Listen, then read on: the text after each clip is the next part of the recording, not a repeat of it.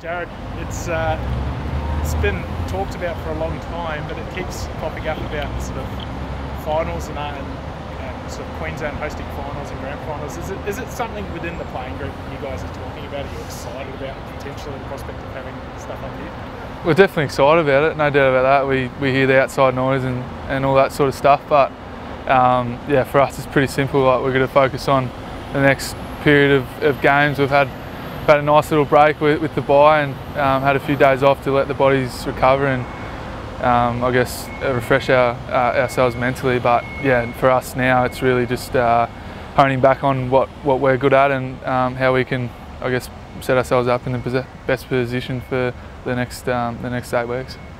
Do you draw? I mean, obviously this is sort of that second little spurt of games in the sort of 30-day period. Do you draw on what you might have learned from the last little period going into it? Yeah, 100%. We definitely touched on that after we had that condensed period, and we learned a lot of stuff from that in terms of attention to detail and getting ourselves right for games in a short period. And yeah, we'll definitely touch on that sort of stuff before we had those short turnarounds again. What did you have to sort of change in terms of routine and stuff like that? Was there things you had to alter a bit? Yeah, off the top of my head, we sort of, because we were in Sydney and we had the short turnarounds, it was pretty well managed in terms of recovery and we had the beach right there and that sort of stuff. But yeah, I guess it's just refreshing that sort of stuff and making sure we're eating well, and the big one nowadays is actually sleeping well. So a lot of your recovery comes from sleeping,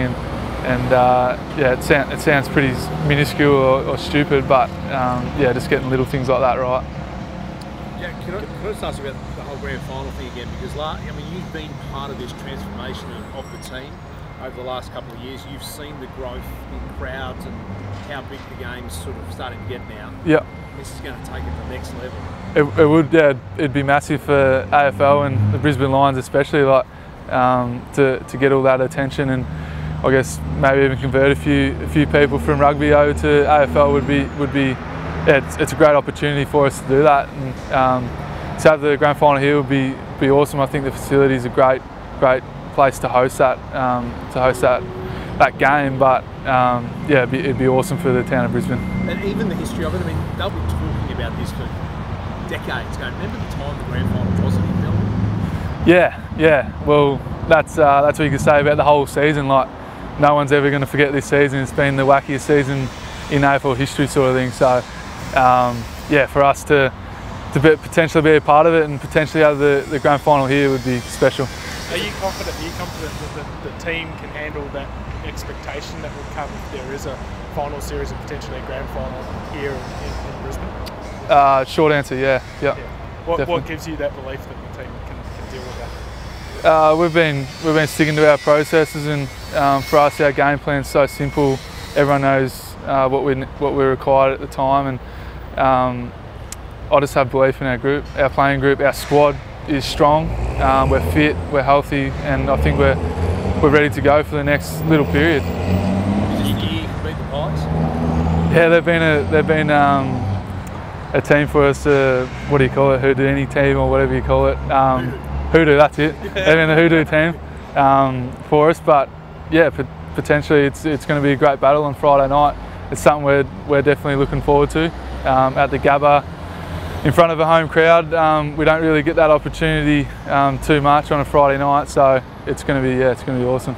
How was it? I mean, the St Kilda game, I think they could have had 16,000, but they got about just over 13,000 here. I mean, did you notice that? Did you notice that there was a bit more of an atmosphere compared to what you've been playing in front of all season? Yeah, 100%. You can feel when the Lion fans come out, and we love it when they come out in full force. It actually felt like more than 13,000, to be honest, on the ground when we're kicking goals and stuff like that.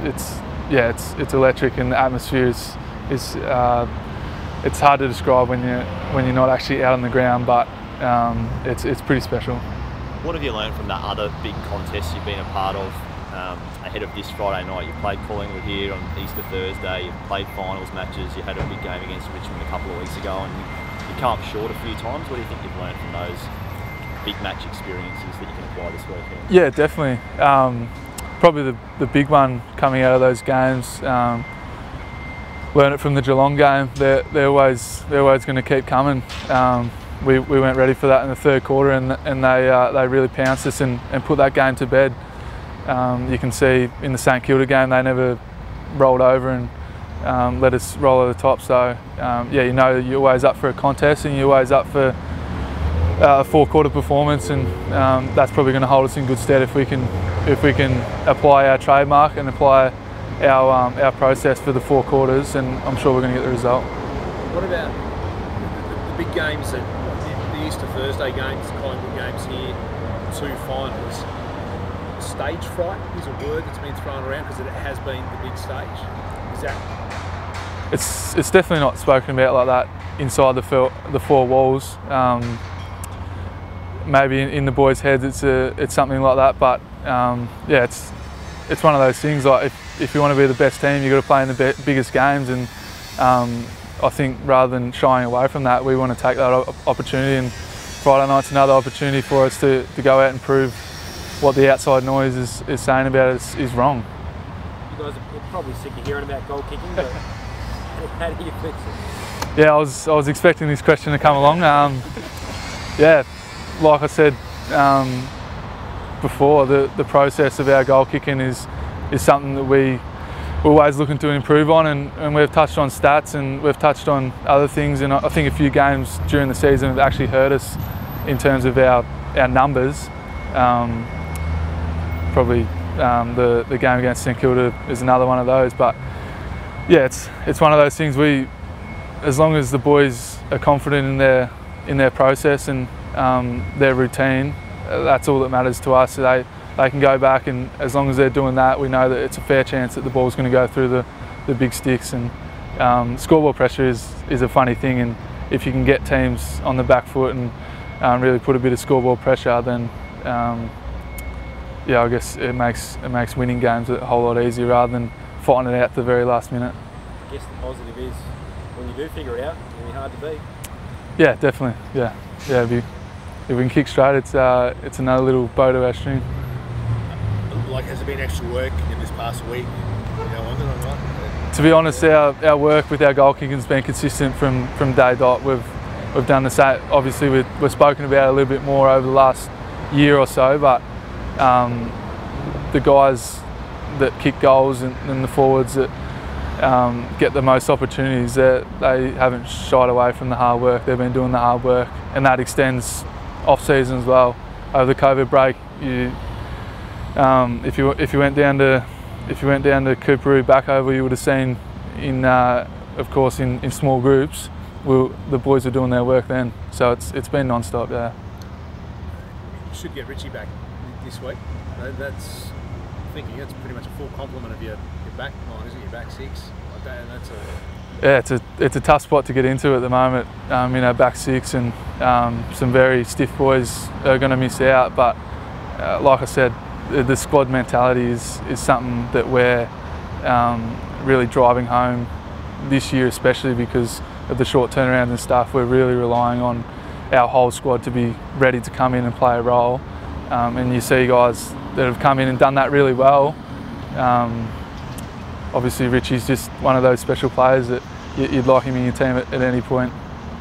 It's good to get you out of trouble, isn't it, that left boot? Yeah, I won't have to take shots from 50. I'll know Richie's coming past and bombing from 60. Yeah.